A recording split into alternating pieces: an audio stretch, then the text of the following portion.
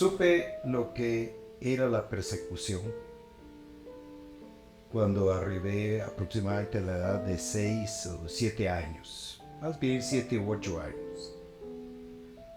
Antes de eso, mi familia y yo habíamos vivido en la Ciudad de México, aquella hermosa ciudad de la década de los 50, mi padre como auxiliar, y vivimos unos años muy felices. Pero un día, mi padre le comunicó a mi madre que había decidido regresar a Guatemala y poner fin a su exilio. Era la indicación que daba su partido, el Partido Guatemalteco del Trabajo. Eso sucedió en 1958 y un día mi padre agarró, me acuerdo muy bien, una bolsa de marinero, metió sus pertenencias, tomó un taxi y nos dijo adiós. Meses después estábamos en Guatemala. Era la Guatemala de 1958, ya regida por una naciente dictadura militar.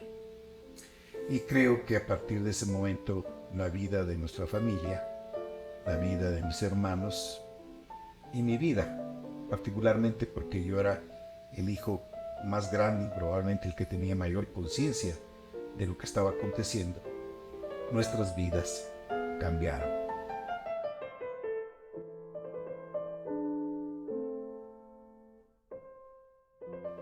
Estábamos viviendo ya en otra circunstancia.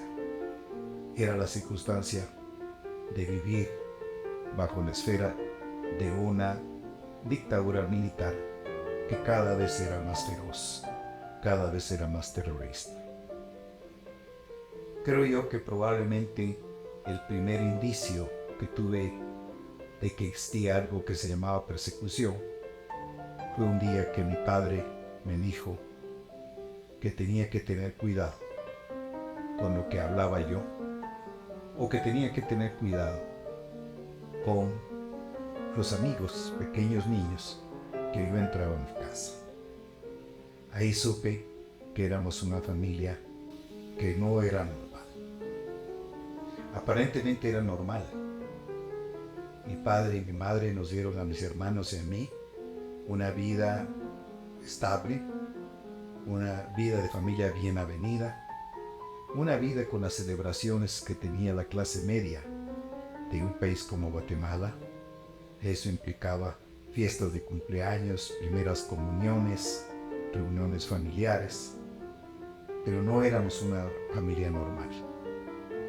Mi padre era militante del Partido Guatemalteco del Trabajo, el Partido Comunista, que estaba enfrentando de una manera muy decidida a esa dictadura militar. Supe entonces que había cosas que no se podían hablar. Supe entonces que había un grupo de personas que eran estigmatizadas y sometidas a una persecución implacable. Estos eran los comunistas. Comunistas reales o comunistas ficticios. Para la dictadura militar no importaba. El anticomunismo se caracteriza por poner en la misma bolsa y con el mismo estigma y anatema de comunistas a personas que tienen distintas ideologías, que probablemente lo único que tengan en común es el de ser rebeldes ante un orden dictatorial o un orden injusto. Pero bueno, sabía que había una clase especial, que eran los comunistas, y poco a poco me fui dando cuenta que mi padre pertenecía a ese grupo estigmatizado. Supe lo que era la persecución cuando escuchaba en la radio, en la televisión, toda la propaganda anticomunista que colocaba a estas personas que eran calificadas como tal en una situación que era verdaderamente aberrante. El comunista era una persona sin patria, que no creía en la familia, no creía en la religión, no tenía fe en Dios, no tenía patria, no tenía respeto por ninguno de los valores. En mi escuela, escuchaba a mis pequeños compañeros repetir ese tipo de aseveraciones. Y era, digamos, muy complicado para mí saber que ese tipo de aseveraciones concernían a mi padre, a quien yo miraba como un hombre de lo más bondadoso. Tuve experiencias tremendas en ese sentido. A los 14, 15 años yo era un muchacho absolutamente alerta, porque sabía que detrás de la vida placentera familiar que teníamos estaba el peligro de la muerte. Pude observar, por ejemplo, cómo a mi casa llegaban personas a las cuales semanas o meses después me enteraba que habían sido asesinadas.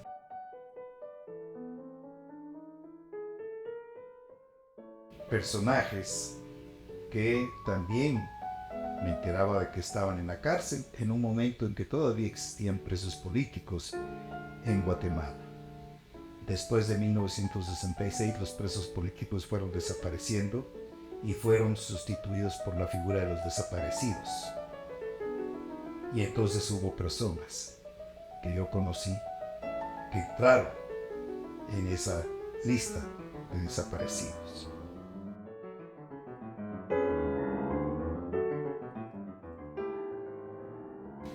Recuerdo muy bien una noche en que estaba viendo televisión y escuché un ruido. Rápidamente me dirigí a ver por la mirilla de la puerta y encontré que estaba el ejército a punto de tocar la puerta y entrar a catear mi casa. Rápidamente subí al estudio de mi padre, donde mi padre estaba reunido con varios de sus camaradas para avisar que el ejército estaba entrando.